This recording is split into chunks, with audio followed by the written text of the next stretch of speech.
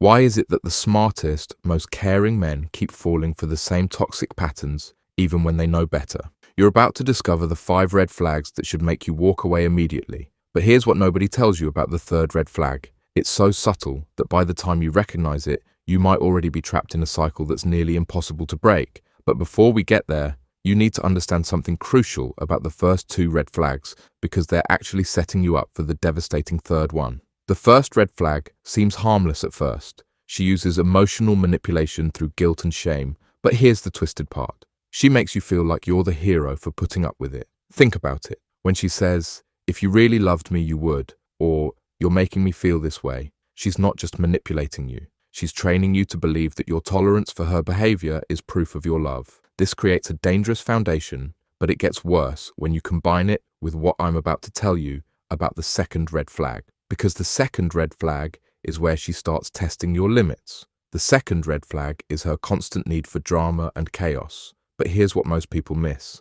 This isn't random emotional instability. It's a systematic process of conditioning you to accept increasingly unacceptable behavior. Every time you navigate one of her manufactured crises, every time you calm her down from an irrational outburst, you're proving to yourself that you can handle her at her worst. She's literally programming you to become addicted to solving her problems. And that programming is essential for the third red flag to work effectively. Now, the third red flag is the one that will completely destroy your sense of reality. But I need to tell you about a pattern first that makes this even more dangerous. Most men think they can spot manipulation when it's obvious. They think they're too smart to fall for basic tricks. That confidence is exactly what makes you vulnerable to this next level of psychological warfare. The third red flag is gaslighting and reality distortion, but it's not what you think. Everyone knows about obvious gaslighting, when someone denies saying something you clearly remember. But sophisticated gaslighting is different. She doesn't deny your reality. She creates a new one where your reasonable reactions are evidence of your character flaws. Here's how it works. She'll do something that upsets you. Then when you react normally, she'll say something like, "I'm worried about how angry you get over small things. My ex used to have anger issues too." She's not denying that you're upset. She's reframing your justified upset as a personality defect that you need to work on. This is devastating because you can't defend against it the same way you'd defend against obvious lies. You start questioning whether your reactions are proportional, whether you're becoming the kind of person you don't want to be. But here's the psychological trap. The more you try to prove you're not angry or controlling or whatever she's accused you of being, the more you have to suppress your natural responses to her behavior. And that suppression is exactly what she needs for the fourth red flag to work. The fourth red flag builds on everything we've discussed so far. It's boundary violations and disrespect for your autonomy. But by now, you're not even sure what your boundaries should be. Remember, she spent weeks or months convincing you that your natural reactions are character flaws you need to work on.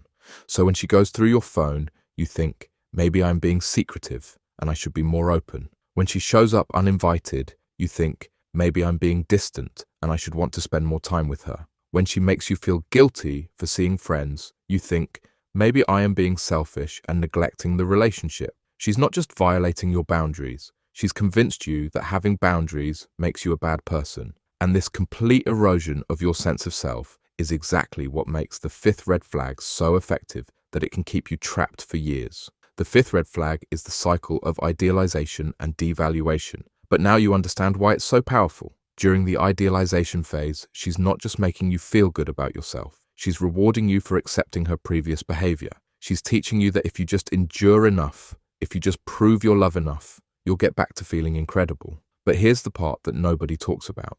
The devaluation phase isn't random cruelty. It's a systematic process of testing how much you'll accept before you fight back. And every time you don't fight back, she knows she can push further next time. This creates an addiction cycle that's nearly impossible to break because the highs feel so high after the lows have been so low. Your brain starts to associate the relief from her abuse with love itself. Now, here's what you absolutely must understand about why ignoring her isn't just recommended, it's the only strategy that actually works.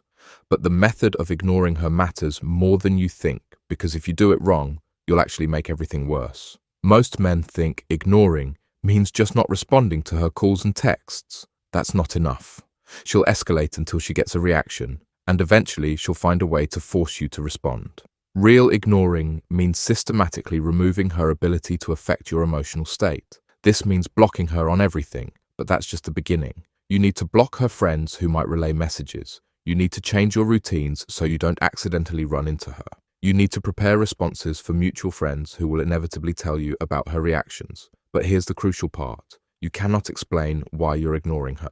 The moment you explain, you're back in the game. You're giving her information she can use to craft the perfect manipulation to pull you back in. Your silence has to be absolute. This is going to be harder than you expect because she's going to use every manipulation tactic we've discussed, but amplified. She'll love bomb you with promises to change. She'll play the victim and tell everyone how cruel you're being. She might even threaten to harm herself, making you feel responsible for her well-being. Every single one of these reactions is proof that ignoring her is working. Healthy people don't escalate to manipulation and threats when someone sets boundaries. Her desperate attempts to regain control are confirmation that you've made the right choice. Here's what's going to happen next. You're going to doubt yourself. You're going to remember the good times and wonder if you're being too harsh. You're going to feel guilty for not giving her another chance. This is normal, but it's also dangerous. Those doubts aren't evidence that you should go back. They're evidence of how effective her conditioning has been. She's trained you to believe that your boundaries are negotiable and that her feelings matter more than your well-being. The path forward requires you to understand that your empathy, while a beautiful quality, has been weaponized against you. Protecting yourself from someone who systematically destroys your mental health isn't cruelty. It's survival. Document everything so you can maintain perspective when you start doubting yourself. Build a support system of people who can remind you why you made this choice. And most importantly, understand that choosing yourself isn't giving up on her. It's accepting that some people aren't ready to change, and that's not your responsibility to fix. You deserve relationships that energize you, not ones that require you to sacrifice your sanity to maintain them.